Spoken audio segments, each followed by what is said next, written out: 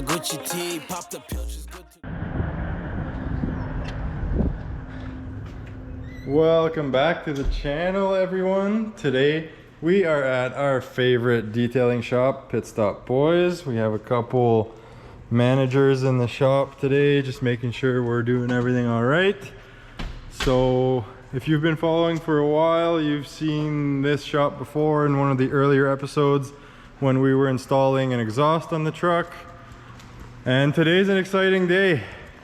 We're getting really close to painting the truck. So in the last episode, oh, okay, I got a dog on me. In the last episode, we finished the front end. So we put on this hood from the Chevy 2500 HD, newer front bumper from a 2004. And off the air, we did a couple other things to get the truck ready. We got this tailgate all prepped. So the bottom part had a little bit of rust starting in some areas. So we sanded that down to the metal, put some rust paint and then some rocker guard over that. Some new hardware for the tailgate as well. And other than that, we're pretty much ready to go for paint. So today our plan is to give this truck a really good cleaning and decontamination. So the goal here is just to get it super clean, get rid of any old wax or dirt so that it's ready for paint, which is gonna happen. So today is Monday. We're hoping to be painting by Friday. So we're super excited. We've been working towards this for almost 2 years now, and it's finally coming along. So stay tuned, we'll clean this up now and then we'll head over to the shop to get it prepped for paint.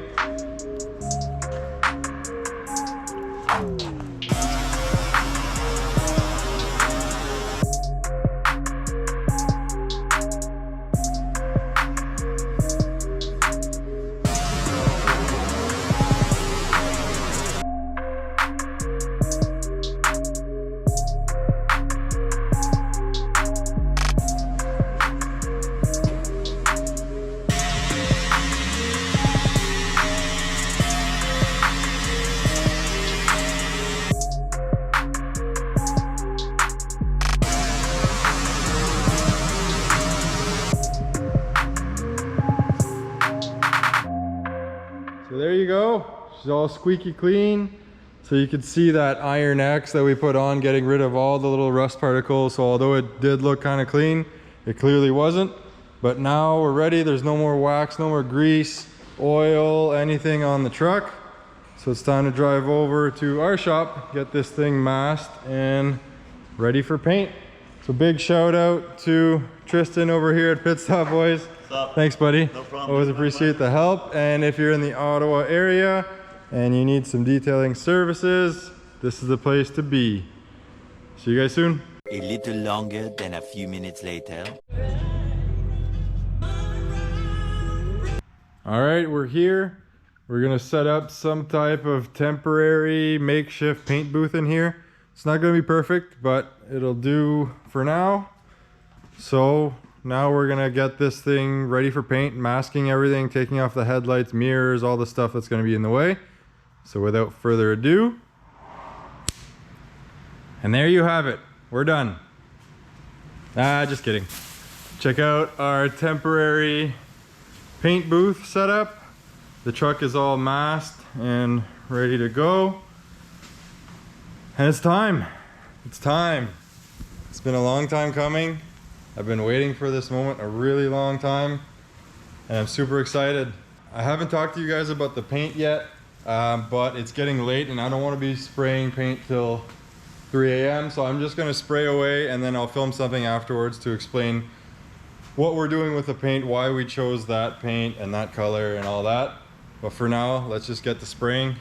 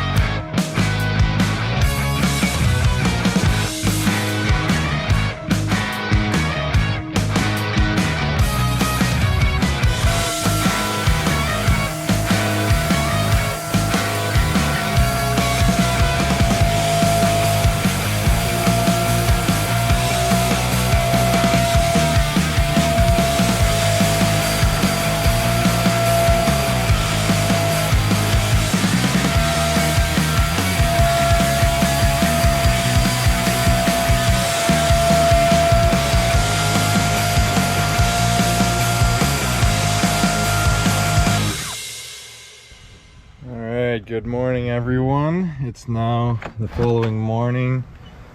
We finished painting at about 2 a.m. so we were pretty tired and high on paint fumes, so we didn't film anything.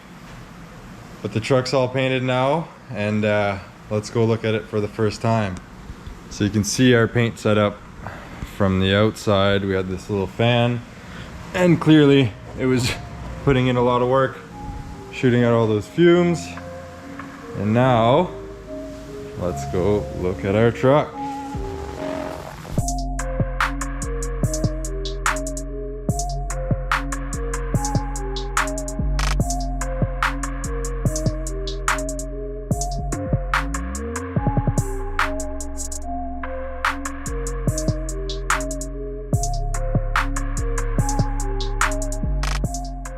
So let's talk a little bit about the paint we used on this thing. So we didn't use your conventional automotive paint for a few different reasons. We wanted something that was quick and easy to clean up. We wanted something that we could do in our own garage without having to go in a paint booth. We wanted a specific color. We went with this desert sand color to look like an old army vehicle. We wanted it to be matte. And then all our accents, like our wheels and grille and everything, will be gloss black. So I'm going to do that today, painting the grille. And this is what we used. It is called Plasti Dip Spray. I'm sure a lot of you have heard about it. I'm sure you've heard mixed reviews. Some people love it, some people hate it. We've sprayed a lot of cars with Plasti Dip. I actually had a business when I was in university, painting cars in my garage using Plasti Dip, so I know all about it. I hadn't done it in 10 years, so I kind of had to learn it all over again, and the paint process didn't go as well as I had hoped. We had some runs here and there, so we kind of, the tailgate we peeled completely and started over just because I wasn't happy with it. But overall, the result is amazing.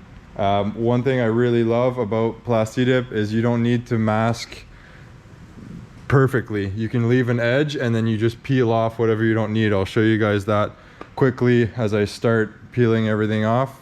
One thing you need to be careful with is gas. So Plasti Dip is not resistant to fuel, so when you put in diesel or gas, whatever, in your vehicle, you need to be really careful not to drip anything. They do sell a little piece of rubber on the Dip Your Car site or on Dip Outlet to help with that. But overall, lots of benefits to going with Plasti Dip. Another thing that's nice is if I get sick of this color in a year or two, I just peel it off and spray a new color. I don't anticipate that happening because I absolutely love the color, but that's just something to keep in mind. So as far as the colors we chose, we went with an avalanche gray base coat just to make sure we have a nice even coat that's all the same color, and then we finish it off with a desert tan color. And we got these gallons from dipoutlet.ca. They were kind enough to help us out with this project, so we're really happy to be working with them. If you want Plasti Dip for your own projects, whether it's a whole car, whether you just want rattle cans to do your wheels, your emblems, whatever it is, check out dipoutlet.ca. Great prices, great customer service. We've had a really good experience with them. And this is the paint gun I was using. It's an Earlex that I kind of modified to work a little bit better. And then it connects to this turbine, which I put into a backpack, cut a hole at the bottom so that the hose can come out, and then I don't have to carry this around everywhere I go. So it worked out all right. We were having a few issues of dripping and a couple splatters that we had to fix. There are definitely better options out there, but this is what we were using back in the day, and it did the trick, and it worked again today. So we're happy with the results overall. I think now is time to start taking off all this masking tape and really revealing this truck. One little cool feature that we did right at the end is we decided to paint the letters within our wheels. So I think that'll make it really unique and set it off. So I'll probably just set the camera up on the tripod while I unmask all this thing, and you guys will be able to follow along.